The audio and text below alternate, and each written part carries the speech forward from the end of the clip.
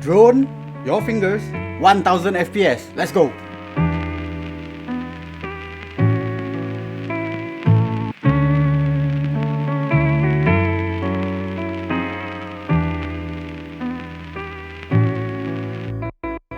What's up fam, Rahim here. So if you are thinking of getting this or already own the DJI FPV, now here are 20 tips for your FPV journey. Now this is gonna be a fast one. Let's get it under 2 minutes. Start the clock. Let's go. As long as you are powering up your goggles, always have the antennas on. It's gonna try to communicate with the drone, and that exchange in information will heat up the module that's inside. Alright, so without the antennas on, it's gonna overheat. When you get the kit out of the box, you'll need to power them up, bind them together, and then do a firmware update. So for the firmware update, you'll need to connect your phone to the goggles, and that's where you will update your drone, your controller, and also your goggles. And not only that, also your batteries. And so get it done before you get out on the field. You do not want to waste time out on the field doing that. These are smart batteries. Not only are they easy to charge, they also easily discharge, meaning to say if you did not get to fly and you need to discharge them, all you need to do is take them out of your bag. They will discharge on their own after a few days. So with the firmware updated, you will get to assign these three-way switches as your on-off for your motors instead of using the start-stop button here, because you may accidentally actually switch off your drone up in the air.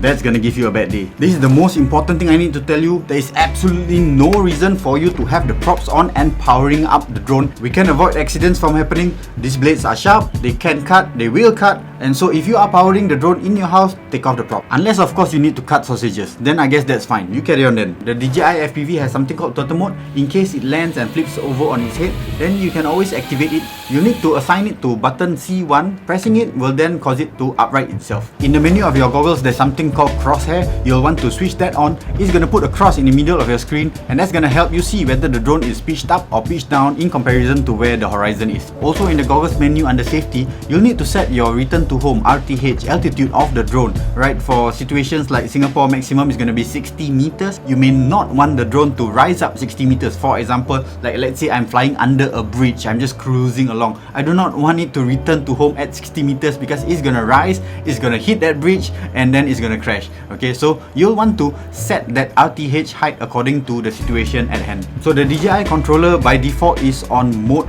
2. Your pitch and roll is on the right side, and then your yaw and throttle is on the left side. Some may say that mode 2 is for right-handers. What about the left-handers? You can always choose to change to mode 1, but then again, many tutorials out there are in mode 2. Plus, I have many friends that are actually also left-handers and in mode 2, so it doesn't matter. You're learning something new. But if you want to fly manual, you'll want to loosen the right sticks, right? Because this is now going to be your throttle, and you do not want to keep fighting with the throttle every time. You can watch my tutorial on that right here.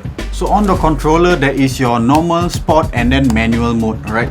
But by default, actually, M is still sport mode. It is a safety feature that DJI has put in so you don't accidentally go and switch on manual mode. You'll want to assign manual mode to M in the menu. It will give you manual controls, but there is a limit to your attitude of the drone, which means it can't fully do rolls and flips. You'll want to switch off attitude limits in the rates menu, and that will give you full manual piloting of the drone. Now I must remind you, manual mode is nothing like normal and sport mode. So do get yourself in the sim, practice, get the muscle memory in, and then go out there and fly. Now before you get out there on the field, it is a good idea for you to bring along a lanyard. Hook it up, it's gonna help you to handle the controls better. Always keep your goggles pointing in the general direction in which you intend to fly. Yes, they do have good reception all around, but there are some weak spots, especially at the back of your head, right? So just keep them pointing straight and towards the sky.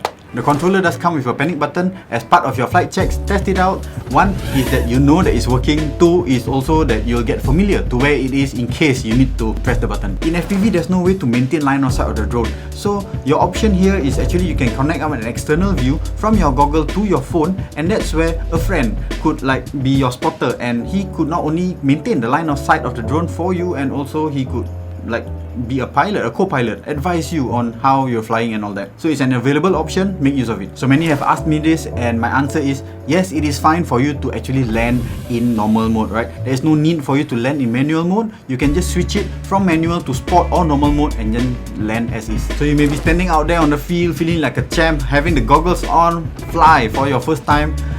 The fact is you're gonna end up just like this. So the best and actually the safest thing for you to do is to have a seat, and this is also gonna help you to control your movements Plus, for some of us, we have something like that called motion sickness, I don't know what it's called. Everyone gets it, it gets better over time, so do take a rest as you are flying. There's no need for you to whack the full 15-20 minute bed up there in the sky. RTH or return to home will be activated automatically when your battery gets around that 20% mark, but it really depends on how far away you are. So generally, as a practice, right, know that that's gonna happen, and in the case that there is an obstacle that you want to avoid, right, you can always cancel that RTH by pressing the pause button. And finally, the last thing I need to mention to you is keep your goggles away from direct sunlight, right?